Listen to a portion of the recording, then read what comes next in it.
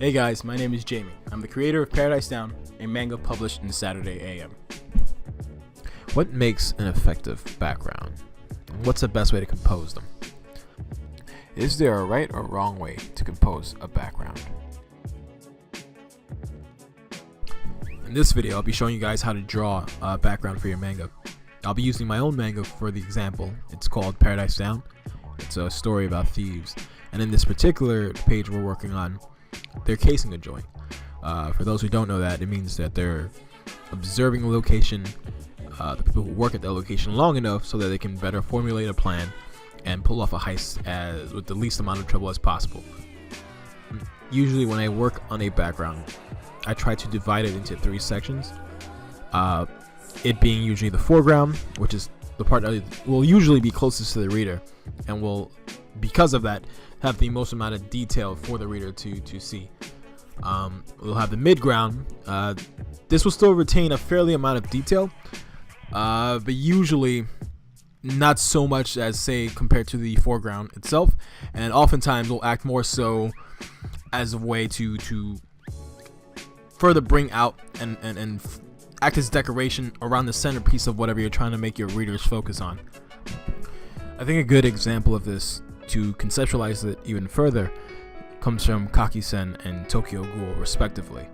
In one panel from Kaki-sen, we have the tree acting as the foreground, the temple acting as the midground, and the rest of the forest acting as the foreground or background. And in Tokyo Ghoul, we have something similar, where the patron is the foreground, the conversation between the 2 characters is the midground, and the rest of the bar acts as the background. And because of the way it's toned, because of the way it's laid out, the reader will instinctively know what's the focal point of the page without having to be told outright what they need to be focusing on. We can see even more examples of this in the X-Men, where Psylocke is playing the foreground, Magneto and the scientists act as the midground, and then the dust cloud behind him acts as the background. Similar to also Captain America, where the Crow plays the foreground, the castle plays midground, and the mountains are the background. As long as you layer them in a similar way, you'll be able to have an effective perspective. You don't have to have an Alex Ross level understanding of perspective or execution of perspective to immerse the reader in a world or fool them into thinking there's a 3-dimensional space in front of them. A little tip I'd give any artist using a flat ruler: place some tape at the bottom if they don't have any corking, and it'll prevent it from smudging the ink.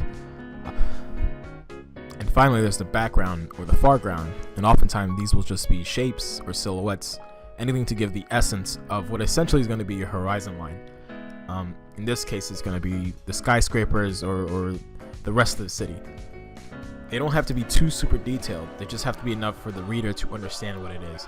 And in this case, when a reader turns to this page, they'll be able to turn it, despite it just being a bunch of blocks, and be like, oh, there's the rest of the city that I can't see. It stretches even further beyond. When you're fleshing out your cities, don't be afraid to draw from other cultures or locations. You don't want to homogenize where you're drawing from. You don't want to just base everything from Japan. You don't want to base everything off from, let's say, America, because it'll be a little bit boring. You're an artist. Allow yourself the creative freedom to draw from what inspires you. Now, this little billboard I'm drawing right now at the moment was not planned. I had accidentally gone too far with the line, and I just had to improvise. And it's something that I encourage anybody who's drawing comics to incorporate into their style. Don't lock yourself into a corner. Don't feel like you need to start over if you make a mistake. Just learn how to incorporate that mistake and make it a part of the final product. Now, going back to the hierarchy of the backgrounds, the whole ABC structure, I want to point towards Dragon Ball because I think they honestly do it the best. For example, here's a page right here from Goku where he's in the Tower of Korin, if I remember correctly. Don't crucify me if I got the name wrong.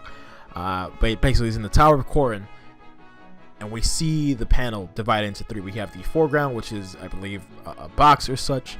We have Goku in the middle, and then we have the rest of the Tower of Korin in the back.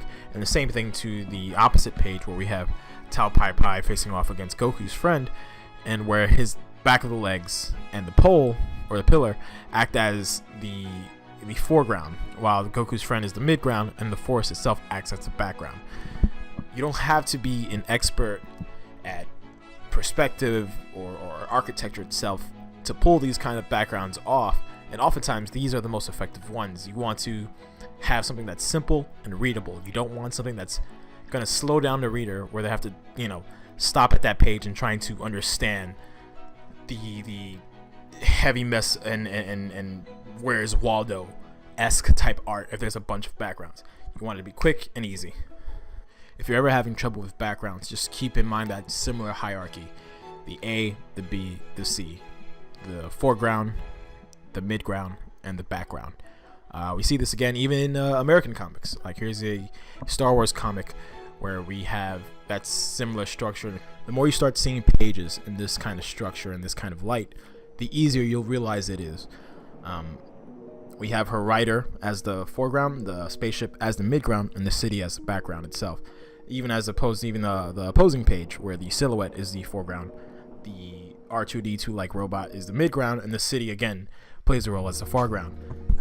It's merely an act of layering, as if you were on Photoshop. With each object getting closer, you trick the eye into thinking, hey, here is a three-dimensional space. Drawing backgrounds, sometimes you have to know when to pull back and not draw them, when to bring the focal point to the characters or an object. I think a really good example of this is Bleach. Right after one of his villains die, and he's basically saying goodbye to Orihime, they have this big moment where he's fading off into nothingness. And rather than Kubo draw a very elaborate background and such, it's just the characters themselves. And it's something that influenced my decision in one of my most recent chapters, when one of the two characters, Rivet and Tibble, had a dispute. And I said, you know what, it's better to take away the background and place the focus on the characters themselves to further drive home that conflict, that moment. The background should be as much of a character as your characters themselves. If you're writing a battle manga, your locations should dictate how a battle and how the flow of the battle goes. A battle on a cruise ship will play very differently than a battle on an island in the middle of the ocean. So always take that into account. Don't treat your backgrounds or your locations as an afterthought. They should actively be shaping your story just as much as the actions of your characters. As you can see, I'm adding more detail to the background itself, adding little windows, more ornamental details, and oftentimes when you do this, you'll come up with storylines along the way, and it helps shape more of an identity to the locations that your characters inhabited, and it really helps make your story grow organically. You'll come up with, like, even this little pumpkin character over here. I had no idea he'd be in the story until the last minute, until I started drawing a few pages back, and thought he'd be, a great character to incorporate. Now, a lot of times in professional manga teams, there is more than one person whose sole job is to do backgrounds. So don't beat yourself up if you're not too technically proficient in drawing backgrounds. What you want to be more concerned with is your ability to express, character through background, and then you do that through the textures, through the detailing.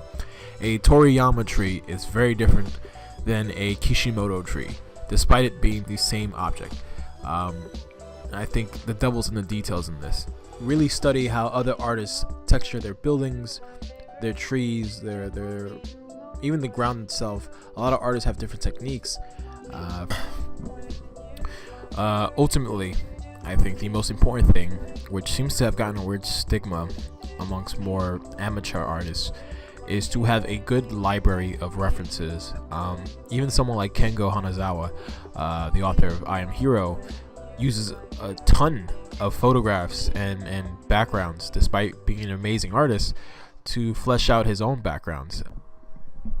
Myself personally, if I'm ever stuck, I'll even check out Google Maps, and I'll even explore certain neighborhoods and just screenshot the ones that I like and reference that, even if it's for small things like a sign, or just the way someone's sitting down eating something, or the way, a design in a building or graffiti or something like that. Don't be afraid to, use the technology at hand to fill in the gaps, so to speak, to help you finish up your work, because it's hard, especially when you're producing something over and over again. When you have deadlines to meet, you're gonna need that help from time to time. Drawing backgrounds may seem tedious or unimportant in terms of drawing characters, but they're quite honestly not only the most difficult part, but they're probably the most crucial part. It asks of you a certain understanding that goes beyond just designing cool characters. It asks of you to understand layout, to understand storytelling, to have an understanding of your own story to the sense that you can portray its tone. I think with the right eye, you can even turn the most boring street into something straight out of a manga. But I think this is the right place to leave it for now. What are some of the techniques that you guys use when drawing backgrounds, and what influences you in your own backgrounds and artwork? Let me know down in the comments below. If you guys have any suggestions for what you'd like to see on the channel, or what you'd like to see drawn, let me know. I'll be more than happy to draw it. I hope this video was helpful, and if at the very least insightful into the process. Yeah, thanks for checking it out. Peace out.